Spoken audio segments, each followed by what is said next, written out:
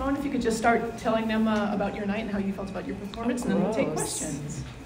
I mean, I hit 8 for 8. That was my expectations going into the night, so I'm very proud of myself for that. I'm proud of WCC, how we kind of came out here and finished strong, so I have nothing else to say. Whatever y'all want to ask. So, Simone, when you talked to John afterwards and he asked you about your goals, you said, I'm sort of keeping it to myself, I'm going to take a different approach this time. What sort of led you to make that decision? Well, I think, first of all, y'all are kind of nosy sometimes.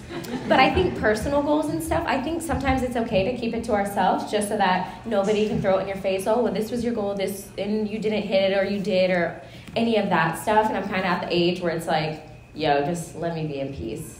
So, one thing at a time. Scott? Simone, both nights we've seen you have but Still I Rise. Can you tell us about what that means to you and the decision you put on your life?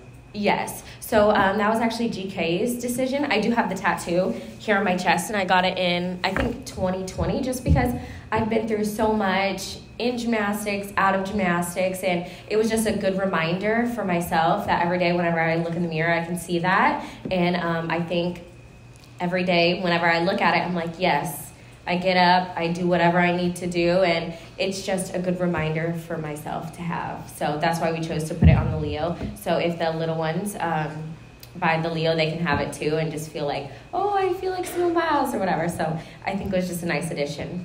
We'll go Nancy and then Jessica. Yeah. Oh, yes.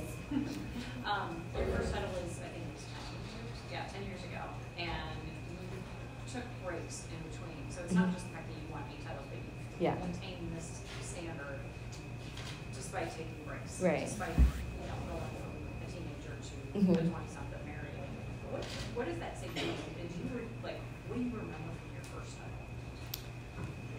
Honestly, it's so bad, but I don't remember much from my first title. I think sometimes you black out whenever all of those things happen, and I also think that whenever I won those titles back in the day, it's like we were focusing on the next thing, what's next, and so it was just like, okay, moving forward, we're going to Worlds Camp, we're trying to make a Worlds team and all that stuff, so we never really got to settle in and celebrate that. So I think now, moving forward, even after Classics and now after championships, we really try to celebrate our success individually and as a team, just so that in a couple years we can remember those, because I really don't remember a lot from the past. I think you just black out and just keep going.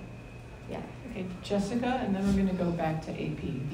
So in the time that you've taken off, it seems like every time you've come back a little bit stronger. And I think a lot of people are afraid to take that time off. Can you talk about how you stay in shape during that time off? And also, who was the giant redheaded guy who works out with you sometimes and he was in your wedding? Okay, hold on. So I think it's good to take breaks. I'm not sure how every time I take a break, I come back and you guys say I get better and stuff, because sometimes I feel like I still do lack in some areas that we need to go back in the gym and work on. But I put all of my faith in Cecile and Laurent. I just come back and I'm like, well, you guys will prepare me, and I know you guys will, and they have each and every time. So I have a lot of faith in them, but also I think with the help of my teammates just pushing me in the gym and telling me, it's okay, you can do it, because there are some days where I'm in the gym and I'm like, bro, I think this A just kicked my ass today. But they're like, no, you're fine, you can do it, and stuff like that. So I think that helps. And I think you're talking about Kevin. He's 6'6". Sometimes, he comes. He used to live in Houston. That's one of my best friends. We have a very good friend group, so we're all super supportive. But that's Kevin. I'll have to tell you. I'll have to tell him you said that. Right, and then back to the left. Okay. Yes. Katie McCullough from AP. Congratulations. Thank you. How much can your path and things that you've overcome maybe be an example to somebody like Suni, who's had such a tumultuous year, and health things that things that come up that are unforeseen, and have you talked to her or been kind of a guiding light for her at all through this? Yeah, I think it's, she went to college and all of that, so, everybody kind of disperses, and if you look at the age difference, it's I love my team, I love all of the girls out there, but there's quite an age difference between the two, so I think Suni kind of leans on Jordan a little bit more. They're similar in age, they're both in college and stuff like that, but it is exciting to see her overcome everything that she has and come back out here stronger, because I think it does send a good message to the younger ones, but it's also we know that we have to take care of our bodies, whether that's mentally or physically. So take that break and come back and be stronger, because at the end of the day, gymnastics is just what we do. And we also have to remember that, and we're not going to be doing this forever. So I think at the end of the day, it's really nice to show those young kids that. But I also think like it's our story to write, our ending to tell. So, yeah. Fred? So now that you're a camp and 2 weeks back into return, what registers for you both personally? You said you were doing it differently this time. As really different this time. And what registers with the national team, whether it's transparency or communication or anything that's different in the process this time around?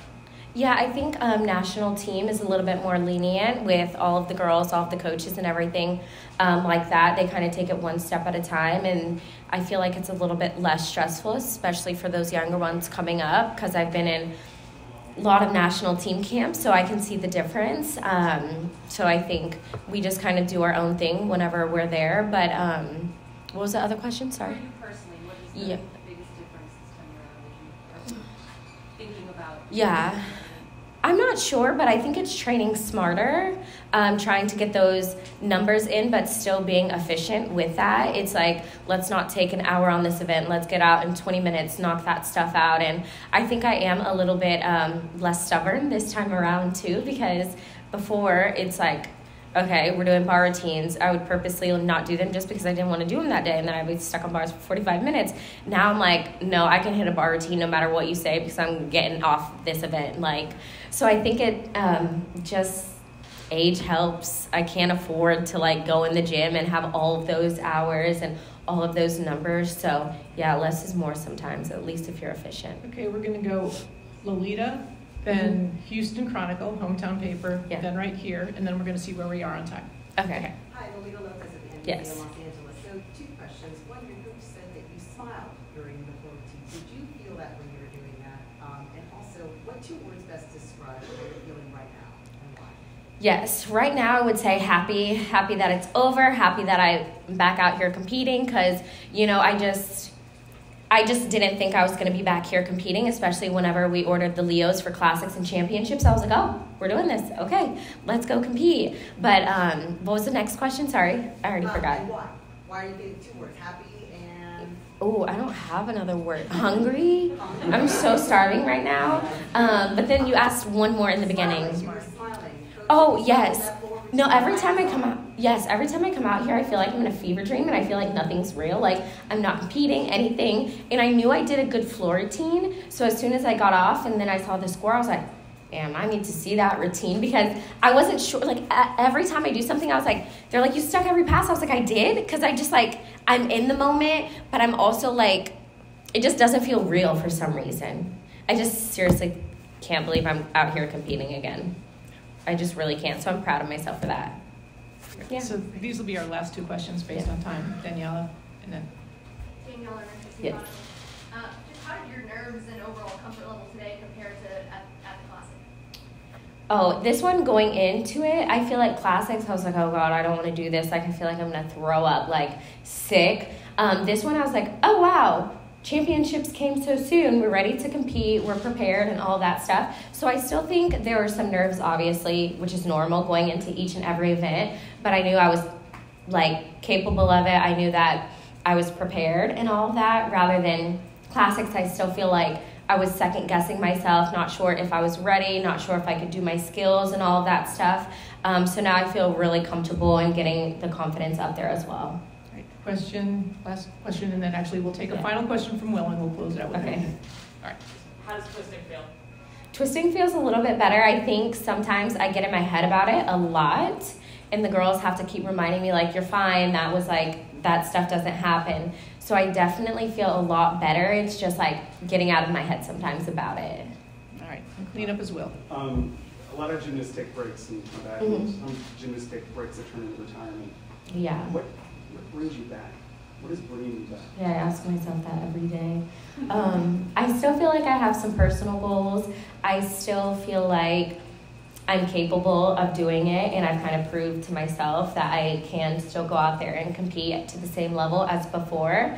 So as long as No, I wouldn't say as long as I keep doing that, I'll be out here, because absolutely not. But I'm going to give it one more go, and then we'll see. Yeah. Thank you, Simone. And